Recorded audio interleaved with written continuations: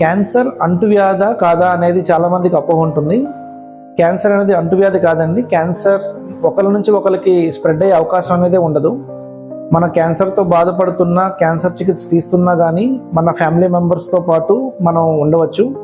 మన ఇంట్లో ఉన్న చిన్నపిల్లలు ఉన్నా కానీ వాళ్ళకి మన వల్ల ఎటువంటి ఇబ్బంది కూడా కలగదు. క్యాన్సర్ యొక్క చికిత్సలు అంటే కీమోథెరపీ కానీ, రేడియేషన్ థెరపీ కానీ తీసుకుంటున్నా కూడా ఆ యొక్క ట్రీట్మెంట్స్ వలన కూడా ఫ్యామిలీ మెంబర్స్ కానీ, ఇంట్లో ఉన్న చిన్నపిల్లలకు కానీ ఎటువంటి ఇబ్బంది రాదు. క్యాన్సర్ అనేది అంటువ్యాధి అనేది కాదు.